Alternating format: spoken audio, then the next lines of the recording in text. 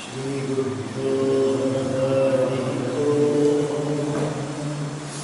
ध्यानमूलं गुरुर्मूर्तिः, पूजामूलं गुरोत्पदं, मन्त्रमूलं गुरोर्वाक्यं, मोक्षमूलं गुरुकृपा।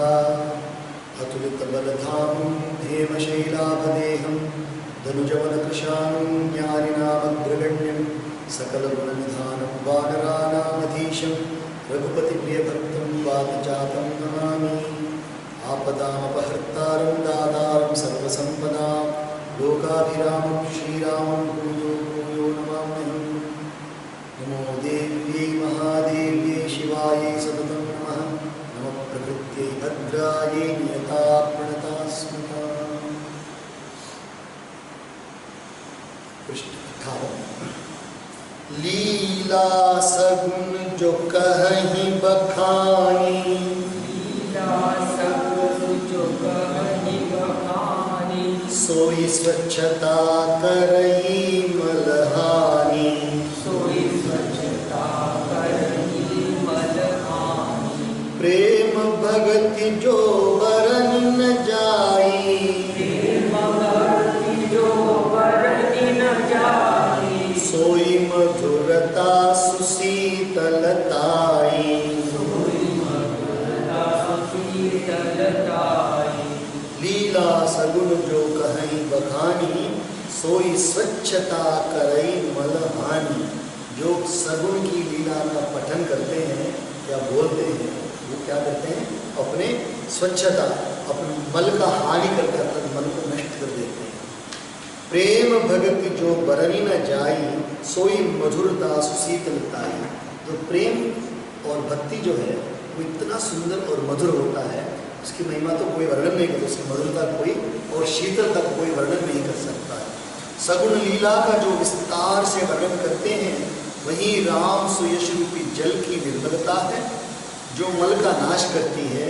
और जिस प्रेम भक्ति का वर्णन नहीं किया जा सकता, वही इस जल की मधुरता और सौंदर्यशीलता करता है। इसका अर्थ, सो जल सुकृत सालिहित होई, सो जल सुकृत सालिहित होई, राम भगत जन जीवन सोई, राम भगत जन जीवन सोई। मेधा महिगत सो जल पावन, मेरा मरिगत सो जल पावन, सखिल श्रवण मग चले सुहावन, सखी श्रवण मग चले सुहावन। भरे सुमानस सुथल स्थिराना, हरे मानस सुतल किराना, सुखद शीत रुचि चारु चिराना। सुखद शीत रुचि चारु चिराना। ये पढ़ चुके हैं हम, फिर भी पढ़ेंगे, कोई बात नहीं, अभी पूरा पढ़ देते हैं, बराबर पढ़ देते हैं। वह राम सुयश रूपी जल सत्कर्म रूपी धान के लिए हितकर है, और श्री राम जी के भक्तों का तो जीवन ही है। वह पवित्र जल बुद्धि रूपी पृथ्वी पर गिरा और सिमटकर सुहावने कान रूपी मार्ग से चला, और मानस हृदय रूपी श्रेष्ठ स्थान में भरकर वहीं स्थिर हो गया। वही पुराना होकर सुंदर, रुचिकर, शीतल और सुखदायी हो गया। मैंने बताया था ना, बासी जल, बासी खाना भी सड़ जाता है, पर ये जो अमृत है भीतर जाकर के और बढ़ जाता है, उसकी मधुरता बढ़ती जाती है, कम नहीं होती। सुठी सुंदर संवाद पर, सुखी सुंदर संवाद बर, विरचे बुद्धि विचारी, विरचे बुद्धि विचारी। एहि पावन सुभग सर, एहि पावन सुभग सर, घाट मनोहर चारी। घाट मनोहर चारी। अब जो कथा के बारे में बोल रहे हैं, इस कथा में बुद्धि से विचार कर जो चार अत्यंत सुंदर और उत्तम संवाद, यानी इस कथा में वो है, इसी कथा में वो चार संवाद बताए जा रहे हैं। कौन से संवाद? चार लोगों के बीच का संवाद। एक संवाद है काकभूषुंडी ऋषि और गरुड़ भगवान के बीच में, शिव जी और पार्वती के बीच में, और याज्ञवल्क्य जी और भारद्वाज के बीच में, और तुलसीदास और संत को बोल रहे हैं। जो 4 संवाद बताए जा रहे हैं, रचे हैं, वही इस पवित्र और सुंदर सरोवर के 4 मनोहर घाट हैं। कितना सुंदर वर्णन देखिए, सरोवर है मानस सरोवर, और उसके 4 घाट हैं, तो संवाद करने वाले 4 घाट हैं। बहुत ही सुंदर। सप्त प्रबंध सुभग सोपाना, ज्ञान नयन निरखत मन माना, रघुपति महिमा अगुण अबाधा, वरन बसोई बर बारी अगाधा,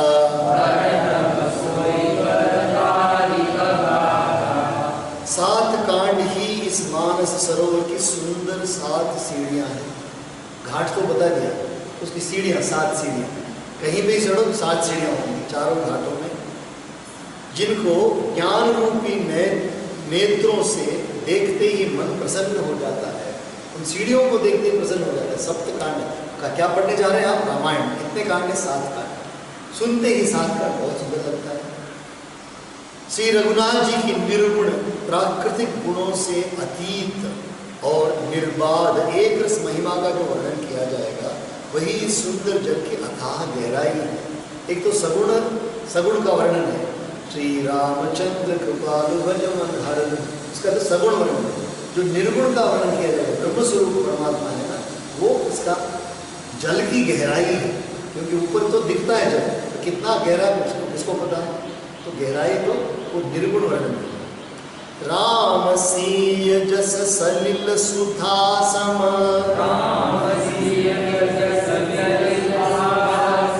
उपमा बीच विलास मनोरम, पुरइनि सगन चारु चौपाई,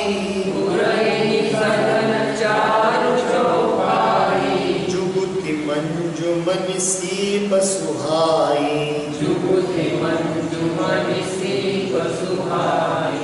श्री रामचंद्र जी और सीता जी का यश अमृत के समान जल है। गहराई तो बता दिया, गहराई तो निर्गुण है, और जल क्या है? सीता जी का और राम जी का जो यश है उस जल है। इसमें जो उपमाएं दी गई हैं, तुलनाएं दी गई हैं, वही तरंगों का मनोरम विलास है। सामान्यतया एक सरोवर में तरंग नहीं होते, सरोवर में तरंग नहीं होते हैं, पर कभी भी एक थोड़ा पत्ता भी गिर जाए तो लहर उठती है उसमें। थोड़ा पत्ता भी एक सरोवर में गिर जाए कहीं से, तो पत्ता भी लहरें उठाता है। कोई छोटा सा धूल गिर जाए, वो भी छोटी छोटी लहरों को उठाता है। वो लहर कौन से हैं? वही उपमा अलंकार है। सुंदर चौपाइयाँ ही इसमें घनी फैली हुई पुरैन कमलिनी हैं, और जितने भी जो कमल के फूल हैं वो सारी चौपाइयाँ हैं, और कविता की युक्तियाँ सुंदर मणि मोती उत्पन्न करने वाली सुहावनी सीपियाँ हैं। जैसे सीपी माने जिसमें से मोतियाँ आती है उसको सीपी बोलते हैं।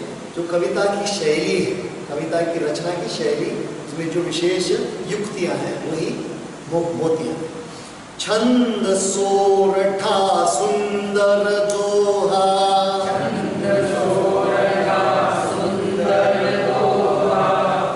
सोई बहुरंग कमल कुल सोहा,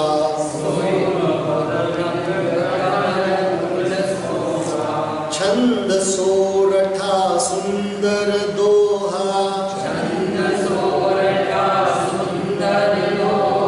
सोई बहुरंग कमल कुल सोहा, अर्थ अनूप सुभाव सुभासा, सोई पराग मकरंद सुबासा।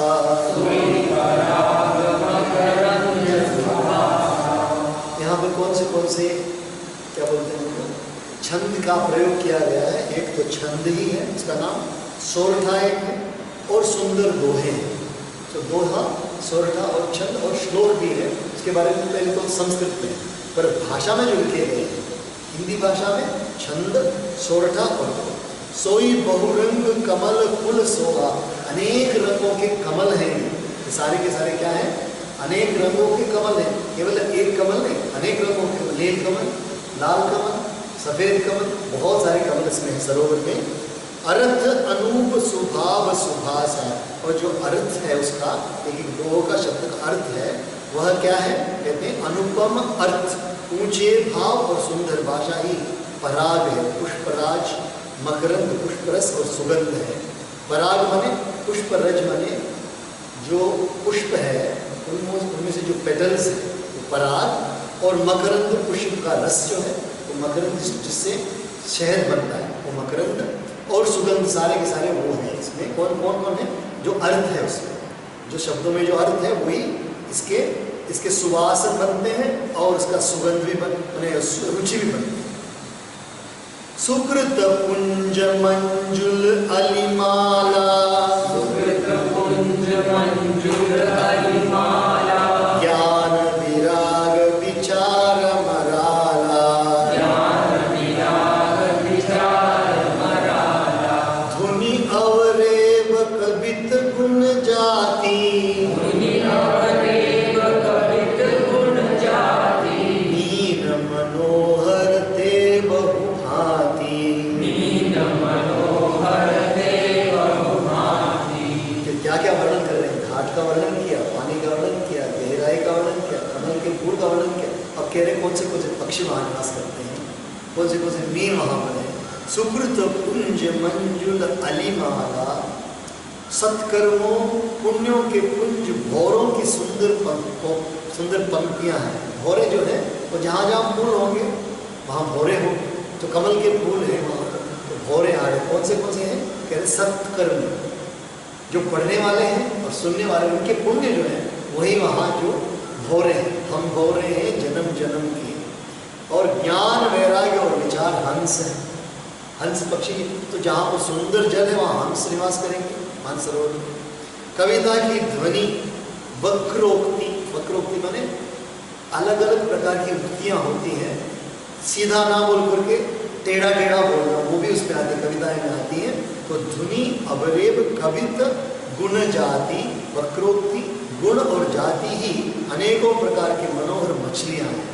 तो मछलियों को देखते हैं, हम सोचते हैं मछली माने कलम ले लेते हैं, ऐसे खींच देते हैं, एक मछली है, पता नहीं कितने रूपों की मछलियाँ हैं, हजारों लाखों रूपों की मछलियाँ हैं इसमें।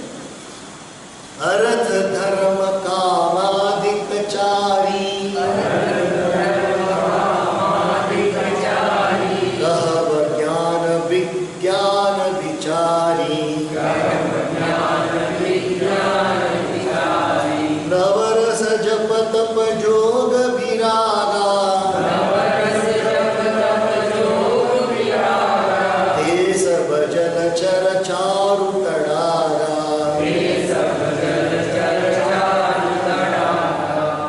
अर्थ धर्म काम मोक्ष, ये चारों ज्ञान विज्ञान का विचार के कहना, काव्यों के 9 रस, जप तप योग और वैराग्य के प्रसंग, ये सब इस सरोवर के सुंदर जलचर जीव हैं। पता नहीं कितने कितने प्रकार के जलचर होंगे जो जल में निवास करने वाले। क्या क्या है देखिए, अर्थ धर्म काम मोक्ष, ये चारों चतुर्विध पुरुषार्थ और ज्ञान विज्ञान, उसका विचार के कहना। काव्य के 9 रस, काव्य में 9 रस होते हैं, जैसे क्या बोलते हैं, बीभत्स रस है, श्रृंगार रस है, और हास्य रस है, और फिर क्या बोलते हैं भयानक रस है। सारे के सारे 9 रस होते हैं। वो 9 रस क्या है? सारे के सारे जल में जलचर है। जप तप योग और वैराग्य के प्रसंग, ये सब इस सरोवर के सुंदर जलचर जीव है। सुकृति साधु नाम गुण गाना, ते विचित्र जल विहग समाना, संत सभा चहु दिसि अवराई, श्रद्धा ऋतु बसंत समगाई,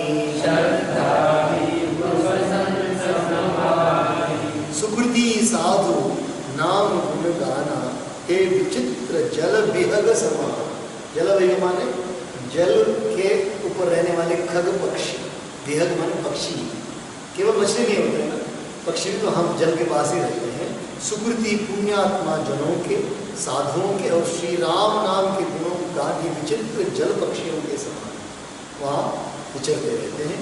संत सभा चहु किसी अमराई, संतों की सभा ही इस सरोवर के चारों ओर की अमराई आम की बगीचियाँ, सरोवर के चारों ओर आम की बगीचियाँ, आम सोच से ही मैंने झील पे टपक इतना सुंदर है और है। और श्रद्धा वसंत ऋतु के समान कही गई है। जो पढ़ने वालों की श्रद्धा है, सुनने वालों की श्रद्धा है, वही क्या कहा है उन्होंने, ऋतु के समान कहा है, वसंत ऋतु। वसंत ऋतु जैसे वसंत ऋतु आते सारे फूल खिलने लगते हैं, बहुत सुंदर होते हैं। भगति निरूपण विविध विधाना, भगति निरूपण विविध विधाना, क्षमा दया दमलता विधाना, क्षमा दया दमलता विधाना, समजम नियम फूल फल ज्ञाना, समजम नियम फूल फल ज्ञाना, हरिपद रति रस वेद बखाना, हरिपद रति रस वेद बखाना। जितने भी इसमें गुण जो होते हैं, जिसको बोलते हैं साधन चतुष्टय, कोई भी मनुष्य यदि परमात्मा दर्शन चाहता है तो कौन से गुण होने चाहिए, सारे के सारे इसमें देखिए। नाना प्रकार से भक्ति का निरूपण और क्षमा दया तथा दम, इंद्रियों को अपने काबू में रखना। लताओं के मंडप हैं, लताओं के मंडप में कोई ना कोई एक पेड़ लगा दो तो पेड़ के ऊपर लताएं चढ़ जाती हैं, और कभी कभी लोग वहाँ निवास करने के लिए मंडप बनाते हैं और मंडप में भी चढ़ा देते हैं, तो लताओं के मंडप हैं सारे के सारे। मन का निग्रह, मन को अपने काबू में रखना। यम अहिंसा सत्य अस्तेय ब्रह्मचर्य और अपरिग्रह।